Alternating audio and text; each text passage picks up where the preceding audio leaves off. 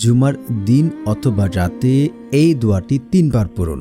সম্পদের দরজা খুলে দেবেন আল্লাহ সুবহানাহু ওয়া তাআলা। আপনার ভাগ্য যতই খারাপ হোক না কেন, আপনার ভাগ্য বদলে যাবে, আপনার ভাগ্য খুলে যাবে। এটা আল্লাহর ওয়াদা, এটা আল্লাহর ওয়াদা। আপনি যে বিপদে থাকুন, অভাবে থাকুন, যে সমস্যায় থাকুন, আল্লাহ সুবহানাহু ওয়া তাআলা আপনাকে ধন সম্পদ বৃদ্ধি করে দেবে। আপনার ঘর থেকে চিরতরের জন্য অভাব, অনটন, দুঃখ, কষ্ট, যাবতীয় সমস্যা দূর হবে। আজকের এই আমলটি যদি আপনারা 3 বার এই দোয়াটি পড়েন, এই নিয়মে, এই পদ্ধতিতে, শুক্রবারে এমন এই সময়টি যদি আপনারা আমল করেন, আমি আল্লাহর কসম করে বলছি, আপনারা আল্লাহ সুবহানাহু ওয়া তাআলার কাছে যা চাইবেন আল্লাহ আপনাদের তা দেবে। এত ধন সম্পদ দেবেন যা আপনি রাখার জায়গা আপনি খুঁজে পাবেন না। এটা আল্লাহর ওয়াদা।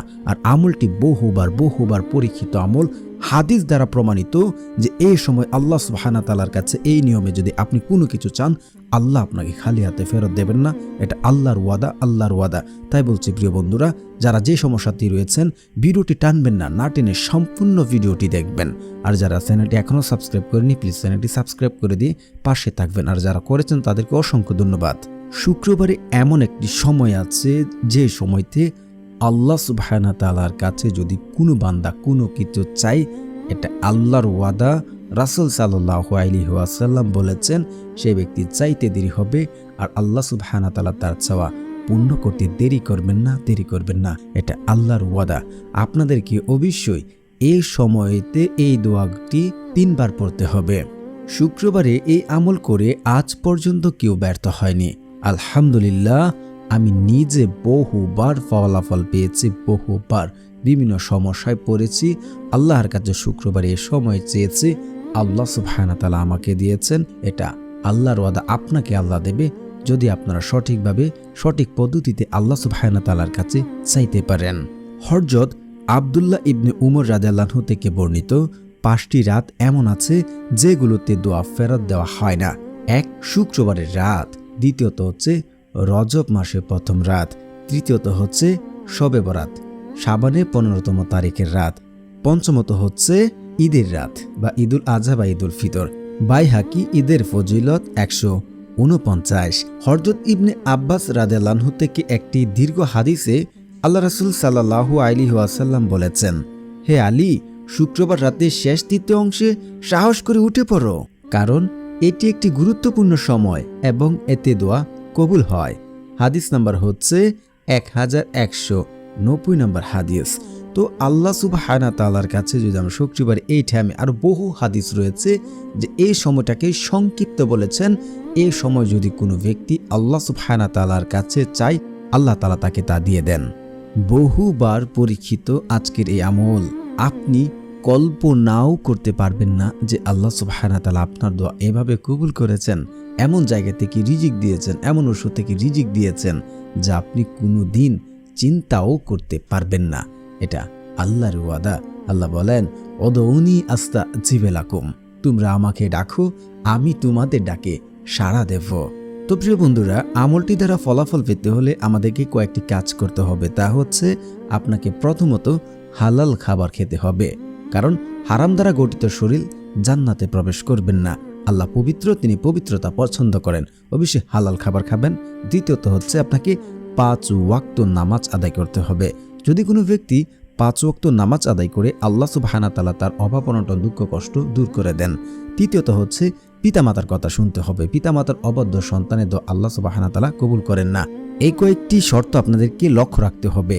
তারপর কিভাবে আমলটি করবেন, যেহেতু শুক্রবার দিন অথবা রাতে আপনি আসরের পর এবং মাগরিবের যে আগের সময়টুকু, সেই সময়টুকু আবার আপনি রাতের শেষ অংশে, শেষ তৃতীয় অংশে আপনাকে এই আমলটি করতে হবে। আসরের সময় করেন আর আপনি রাত্রে করেন, একই নিয়ম। আপনি প্রথমত উত্তম রূপে আপনি উজু করবেন। তার আগে আপনার অবশ্যই পরিষ্কার পরিচ্ছন্ন এবং আপনারা খুশু বা আপনারা হচ্ছে আতর মেখে নেবেন শরীরে বা সুগন্ধি মেখে নেবেন। তারপর ঘরে আসবেন বা আসরে নামাজ পড়বেন বা রাত্রে জায়নামাজ বিছিয়ে বসবেন। তারপর আপনারা 11 বার ইস্তিগফার পড়বেন। আস্তাগফিরুল্লাহ, আস্তাগফিরুল্লাহ, আস্তাগফিরুল্লাহ। যদি কোনো ব্যক্তি আস্তাগফিরুল্লাহ হর হামেশাই পড়তে থাকে, আল্লাহ সুবহানাহু ওয়া তাআলা তার জীবনের অভাব অনটন দুঃখ কষ্ট সব কিছু দূর করে দেন। শুধু তাই নয়, আল্লাহ সুবহানাহু ওয়া তাআলা তাকে এমন সকল জায়গা থেকে, এমন সকল উৎস থেকে রিজিক দান করবেন যা সে কোনোদিন কল্পনাও করেননি। তাই আপনারা হর হামেশাই ইস্তিগফার পড়বেন। তারপরে হচ্ছে আপনারা পড়বেন দুরূদ শরীফ। দুরূদ শরীফ না পড়লে সে দোয়া কবুল করা হয় না, সেটা আসমানে গিয়ে ঝুলন্ত অবস্থায় থাকে। তাই অবশ্যই আপনারা দুরূদ শরীফ পড়ে নেবেন। যারা পারেন না আমার সাথে পড়বেন, এবং যারা পড়তেও সমস্যা, এটা আমল করার সময় আপনারা শুনে নেবেন। আল্লাহুম্মা সাল্লি আলা মুহাম্মাদিন ওয়া আলা আলি মুহাম্মাদ কামা সাল্লাইতা আলা ইব্রাহিম ওয়া আলা আলি ইব্রাহিম ইন্নাকা হামিদুম মাজিদ। আল্লাহুম্মা বারিক আলা মুহাম্মাদিন ওয়া আলা আলি মুহাম্মাদ কামা বারাকতা আলা ইব্রাহিম ওয়া আলা আলি ইব্রাহিম ইন্নাকা হামিদুম মাজিদ। এভাবে আপনারা 3 বার দুরূদ শরীফ পড়ে নেবেন। তারপর আপনারা এই দোয়াটি 3 বার পড়বেন। তো বন্ধুরা, যারা আমার চ্যানেলটি সাবস্ক্রাইব করবে তাদের মনের আশা পূর্ণ হবে, এটা আমি বলতে পারি। কারণ যাদের মন ভালো তারা অন্যদেরকে সহযোগিতা করে এবং আল্লাহ তাদের মনের আশাগুলো পূর্ণ করে থাকেন। তো দোয়াটি পাঠ করার আগে আপনাদেরকে আরেকটু কাজ করতে হবে, তা হচ্ছে আল্লাহ সুবহানাহু ওয়া তাআলার এই নামটি আপনারা 11 বার পড়বেন। ইয়া মুজিবু, ইয়া মুজিবু, ইয়া মুজিবু, ইয়া মুজিবু। যদি কোনো ব্যক্তি ইয়া মুজিবু জিকির করে এবং সাথে লিখে রাখে, সে আল্লাহ তাআলার কাছে যা চাইবেন আল্লাহ সুবহানাহু ওয়া তাআলা তাকে তা দেবেন। শুধু তাই নয়, সে যদি কাউকে পছন্দ করে, কোনো পছন্দের মানুষকে বিয়ে করতে চায়, সে যদি বিয়ের প্রস্তাব দেয়, যদি তার বিয়ে প্রস্তাব কেউ গ্রহণ করে না, তাহলে তা গ্রহণ করবে যদি সে সাথে রাখে। তো বন্ধুরা, এই আল্লাহ সুবহানাহু ওয়া তাআলার এই নামটি পড়ার পর আপনারা ঋণ পরিশোধ করার জন্য আপনারা এই দোয়াটি 3 বার পড়বেন। আল্লাহুম্মা কফিনি বিহালালিকা ওয়ান হারামিকা ওয়া আগনিনি বিফাদলিকা আম্মান সিওয়াক। এই দোয়াটি আপনারা 3 বার পড়বেন। তারপর আপনার সম্পদ বৃদ্ধি করার জন্য এই দোয়াটি 3 বার পড়বেন। সুবহানাল্লাহি ওয়া বিহামদিহি সুবহানাল্লাহিল আলিয়্যিল আযীম ওয়া বিহামদিহি আস্তাগফিরুল্লাহ। এই দোয়াটিও আপনারা 3 বার পড়বেন। তো তারপর আপনারা সর্বশেষ যে দোয়াটির আমল আজকে আপনার বলতে যাচ্ছি, তা হচ্ছে আপনার ভাগ্য পরিবর্তন করার জন্য আপনারা এই দোয়াটি 3 বার পড়বেন।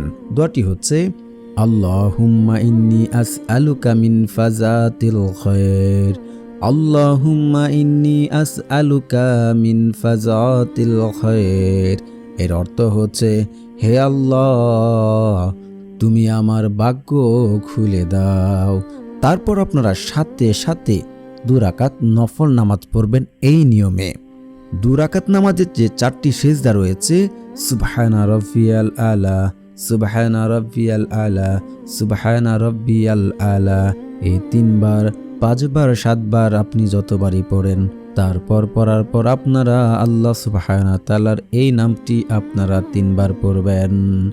ইয়া মুজিবু, ইয়া মুজিবু, ইয়া মুজিবু, ইয়া মুজিবু। তারপর আপনারা এই দোয়াটি 1 বার পড়বেন। আল্লাহুম্মা ইন্নী আসআলুকা মিন ফাযাতিল খায়র। তারপর আপনারা নামাজ শেষ করে 2 হাত তুলে আল্লাহ সুবহানাহু ওয়া তাআলার কাছে আপনি যা চান তা চাইবেন।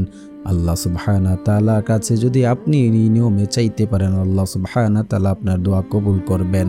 আপনার দোয়া কবুল হলে আল্লাহ সুবহানাহু ওয়া তাআলা আপনার ভাগ্য খুলে দেবেন এবং আপনার ঋণ দূর করে দেবেন, আপনার সম্পদ বৃদ্ধি করে দেবেন। এটা আল্লাহর ওয়াদা। প্রিয় বন্ধুরা, এই আমলটি বহুবার পরীক্ষিত, আপনারা আমলটি করবেন ইনশাআল্লাহ।